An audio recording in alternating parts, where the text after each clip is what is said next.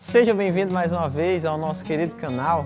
Você que está nos assistindo é sempre bem-vindo aqui. E mais uma vez nós queremos prosear com você sobre alguns assuntos e digamos que seja a segunda parte do nosso querido vídeo sobre interpretações, né? Seja de má fé ou seja mal interpretado. Agora, depois da vinheta. Isso aí, roda a vinheta. Eita, beleza.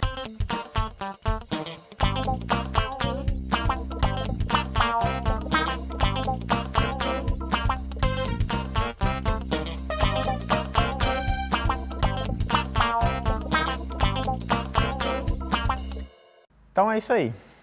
Voltamos aí logo após essa vinheta maravilhosa. Linda. Feito pelo nosso editor aí, secreto. Eu não vou dizer quem foi.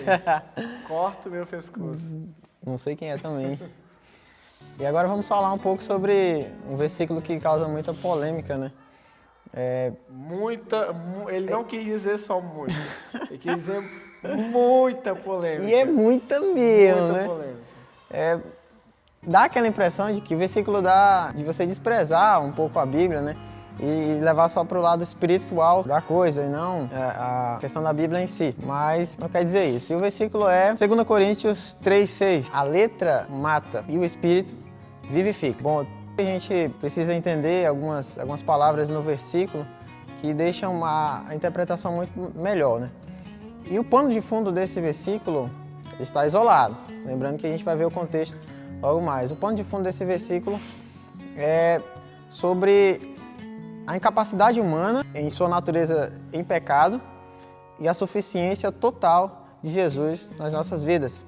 Ou seja, a salvação que Jesus trouxe para nós que éramos incapazes de, pelos nossos próprios atos, se aproximarmos de Deus. Logo que aconteceu a queda, quando Adão caiu, pecou contra Deus, né? E distanciamos desse Deus maravilhoso, mas aí nós iremos ver um pouco mais nesse versículo. E o que quer dizer a letra mata? Ou seja, a letra da... A letra assassina? A letra... Uma letra assassina é um aquela... exterminador do futuro. Usando ali aquela monte de palavras de letra. Não é nada disso, sem brincadeira agora. Graças a Deus não é nada disso. Mas a letra mostra que se relaciona com os 10 mandamentos, a lei de Moisés. Ou seja, quando Moisés foi ao Monte Sinai para passar 40 dias com Deus, escrevendo os 10 mandamentos ali para o povo de Israel, se refere a isso, né? Então, podemos ver que Deus mandou essa lei para que o povo cumprisse com a lei, né? Era uma aliança que Deus estava fazendo com o povo, de cumprir com a lei. Só que mesmo assim, Deus já sabia que o homem não iria cumprir totalmente com a lei, 100% com a lei. Ou seja, a lei iria mostrar o quanto nós somos pecadores diante de Deus, né? Iria mostrar aquilo que a gente comete diante dele, assim também como muitas vezes acusando o próximo porque não cumpriu com a lei. Então a lei vinha para isso, né?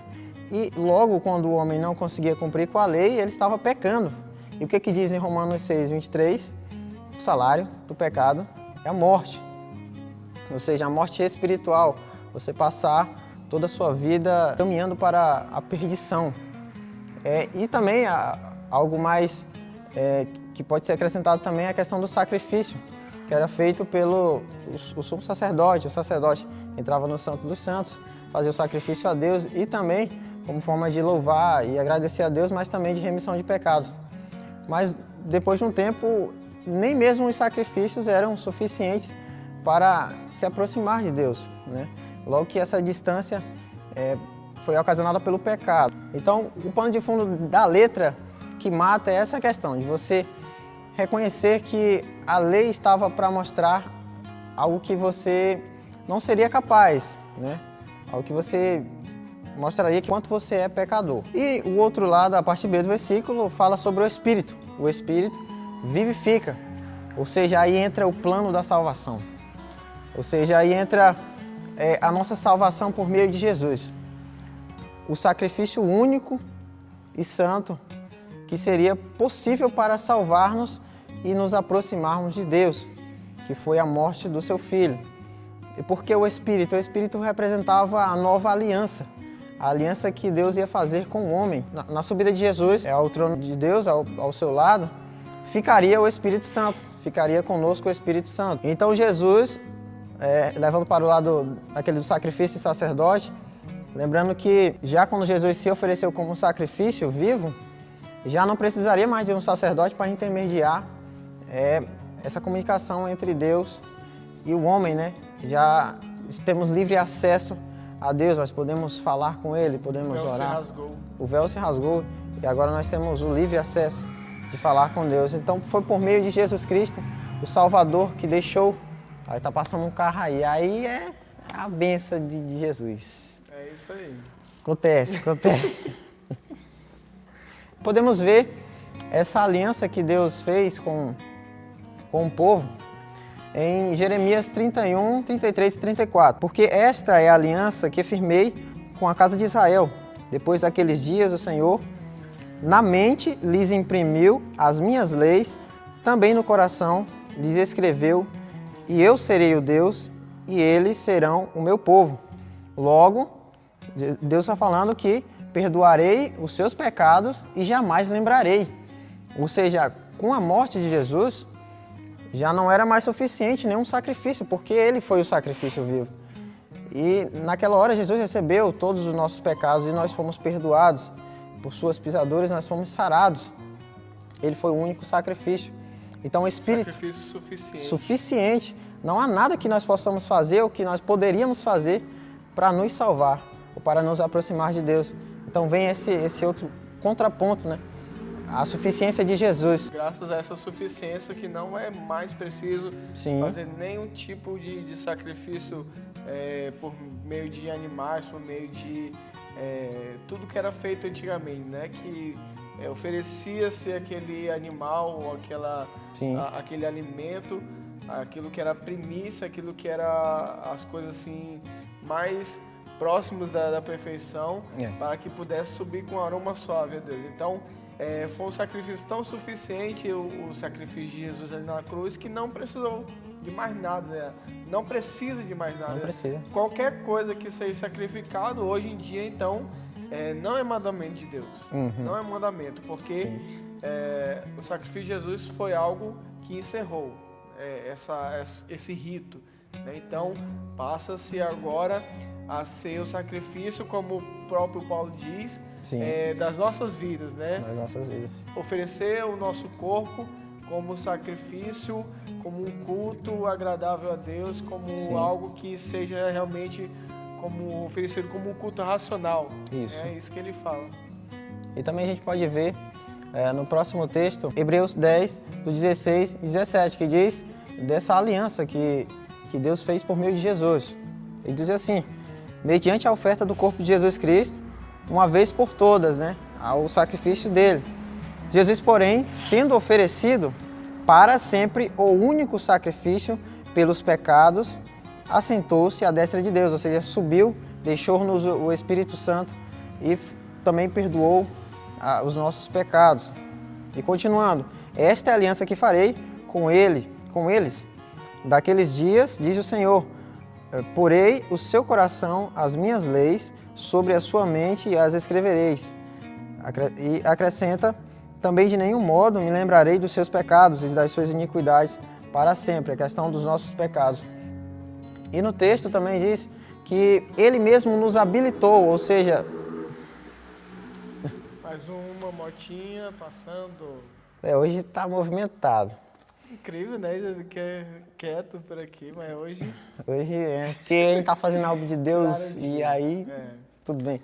Não, então, continuando. Então, na nossa incapacidade, não mais pela lei, mas pelo Espírito. O que Deus diz, Ele nos habilitou para o ministério do Espírito e não mais da lei. Não utilizamos mais a lei para acusar ou para dizer que nós conseguimos seguir a lei se nós não conseguimos.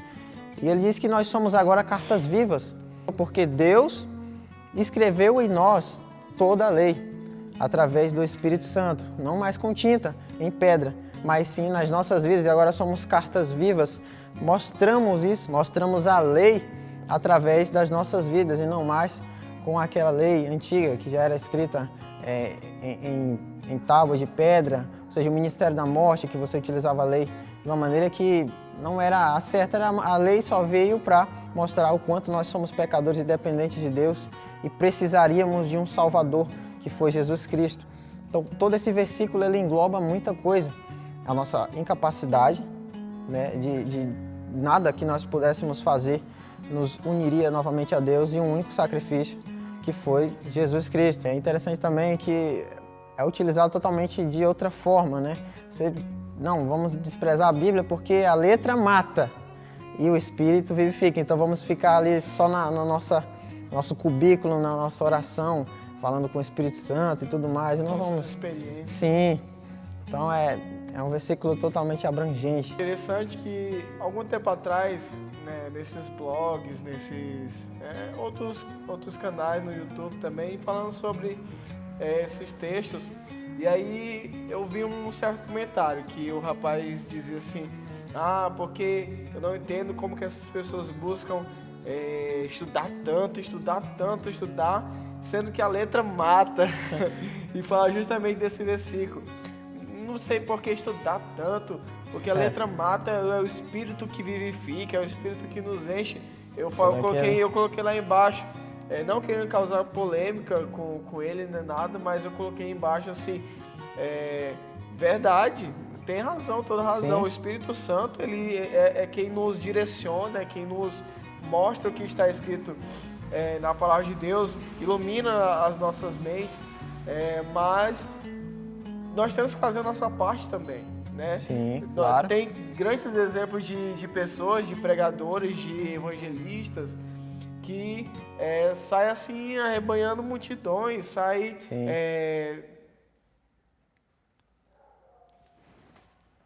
carregando o povo, né? Saindo assim pelos 4 cantos do mundo assim, e ramais e lugares assim mais distantes, e eles conseguem levar a palavra de Deus e tudo. E o detalhe, eles são analfabetos, né? Pessoas que não têm condições de estar ali sempre lendo a palavra de Deus. Então, nesses casos, o Espírito Santo ele tem uma ação ainda maior. Sim. Não que essa pessoa é superior às outras, mas é porque o Espírito Santo ele convence. Nós, na doutrina, se nós lermos algumas confissões de fé, alguns estudiosos, teólogos passados, eles diziam que existem 2 maneiras de Deus fazer a sua obra: através do Espírito Santo e através da ministração da palavra. Ministração da palavra e ministração do Espírito Santo. Então, em alguns casos, o Espírito Santo ele age com mais intensidade, porque é necessário, né? Deus vê que há necessidade, sim. Em outros casos, na minha visão, na visão de outras pessoas, existe uma grande diferença. As pessoas que sabem ler, as pessoas que têm esse conhecimento, que podem usufruir desse conhecimento e não usufruem e deixam apenas para o Espírito Santo agir, isso é uma forma de desleixo com a palavra de Deus. Isso é uma forma até mesmo de preguiça, né? Uma forma da pessoa estar mostrando que ela é uma pessoa preguiçosa, uma pessoa desleixada, porque ela quer jogar tudo para o Espírito Santo, não quer estudar, não quer saber, não quer conhecer a palavra de Deus. Existem várias maneiras de você conhecer de uma forma homilética, hermenêutica. Ai, meu Deus, palavrão. Você está falando palavrão agora? Não.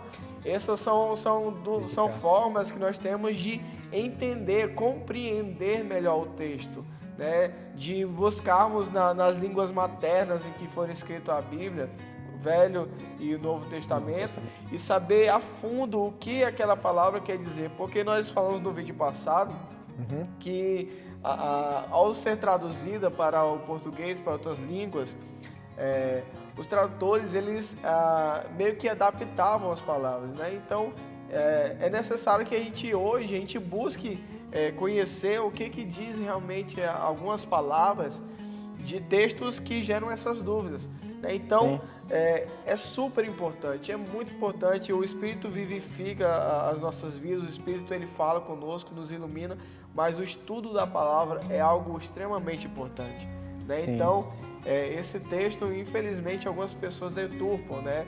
Não sei, talvez por ignorância, por não conhecer, como nós falamos, ou apenas como forma de desculpa.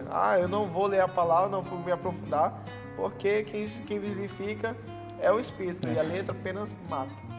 É interessante que Paulo, ele diz a Timóteo, em 1 Timóteo 4, 12 e 13, tanto em relação a um pouco da juventude, como Timóteo era mais novo, mas ele diz da dedicação que ele iria ter. Ninguém despreze a tua mocidade. Antes seja padrão na sociedade, seja padrão onde você for.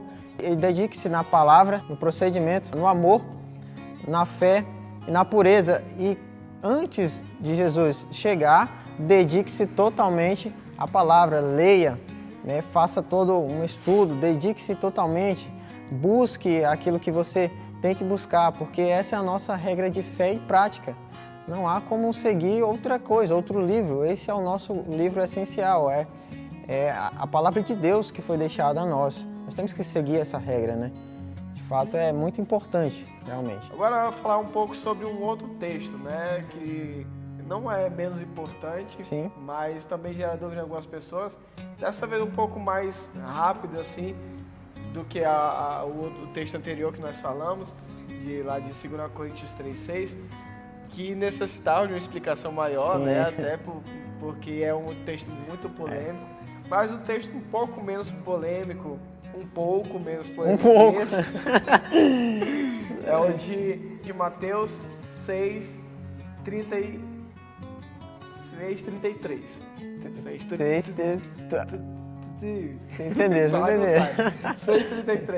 É um texto muito conhecido de todos.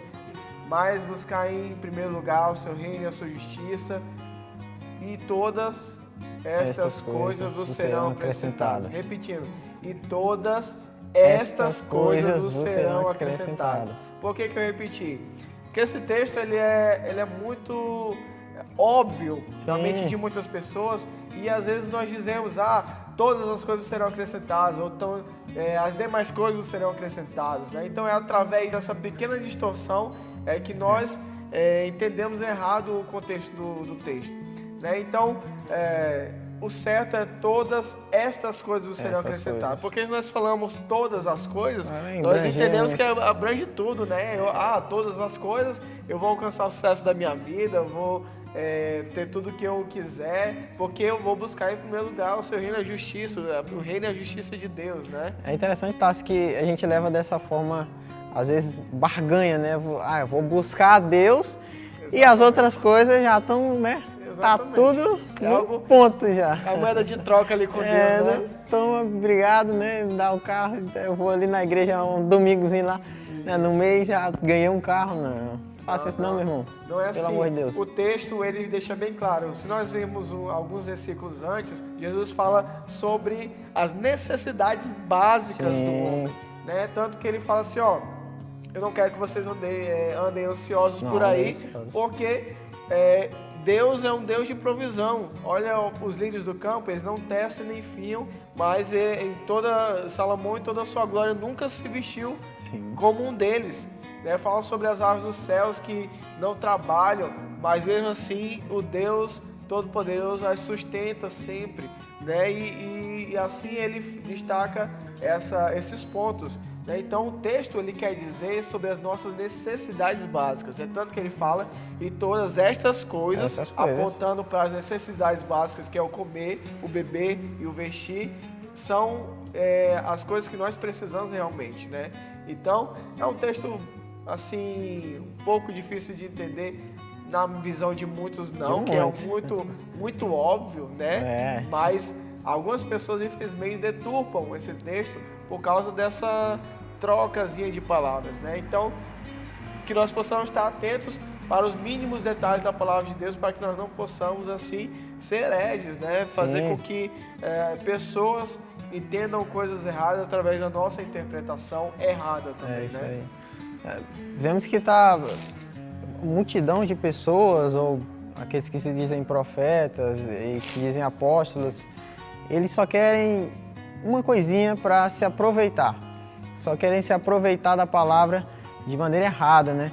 E a palavra de Deus já alerta sobre os falsos profetas, né? Acautelai-vos os cães, né? Porque há falsos profetas no meio de vocês, aqueles que deturpam a palavra. Isso já não é de agora. Não se surpreenda com isso, porque isso já era de muito tempo atrás. E Jesus alertava, né, na sua palavra, né, falava dos falsos profetas, falava também, um exemplo dos fariseus que utilizavam a palavra, a lei, para acusar aqueles que diziam que seguiam a Jesus, desprezavam a Jesus. É interessante ver isso. Isso, exatamente. Então é isso, gente. Acabou. A gente queria terminar, né? Porque a gente achou assim ainda muito vago o primeiro vídeo falando sobre esse assunto. Então a gente espera que vocês tenham compreendido. Se vocês não entenderam alguma coisa, comenta aí, fala, gente, ó, vocês estão falando muito rápido. Comenta aí. Vocês não conseguiram entender nada do que vocês falaram. Raciocínio é muito rápido. Mas a gente vai ter toda assim, a paciência de estar conversando com vocês e tudo. Então, esse é o nosso propósito, né? Então, de explicar, de estar ensinando um pouco do que a gente aprendeu, a gente quer passar à frente. Verdade. Então, que a gente tenha esse ponto como algo principal nas nossas vidas, que nós possamos buscar com afinco a palavra de Deus, que nós possamos estudar, prestar muito bem atenção no que o texto quer dizer, não apenas em pedaços isolados, não como algo... Aquele cartãozinho, a bíbliazinha de promessa que a gente tira assim, olha, parecendo aqueles, como é que é, aqueles coisinhos chinês lá, o biscoitinho da sorte. Os biscoitinhos quebram lá e você vê lá, não há Deus. Não, que é isso? Aí você diz antes, aí olha antes, para o ímpio diz, não há Deus. Aí você, aí... Jesus chorou, meu Deus do céu, e agora? Pelo amor de Deus. Mas ele então... não era Deus, tá? Mas é isso mesmo, tá? Então que vocês entendam essa importância, né? Mas lembrando também de pedir o auxílio do Espírito Santo. Sim, né? Porque claro. o Espírito Santo ilumina nossas mentes. Ele quem revela a palavra, Isso, exatamente. Que nós possamos ser, assim, juntar as duas coisas, né? Juntar o estudo da palavra com a ação do Espírito Santo nas nossas vidas. Então, nós desejamos aí para vocês bons estudos da palavra de Deus. E até o próximo vídeo, né? É isso aí. Não esqueça de compartilhar, de curtir, de comentar, para que esse vídeo possa ser passado à frente, né? Então, aquilo que a gente falou nos outros vídeos e a gente repete mais uma vez. Mais uma vez. Né? A nossa intenção não é nos tornar as pessoas famosas, estrelas da internet. Jamais. Mas é de transmitir a palavra e que essa palavra, você curtindo e compartilhando essa palavra, possa ir para aquelas pessoas que necessitam realmente ouvir a palavra de Deus. Então, isso é algo muito sério também. A gente fazendo toda essa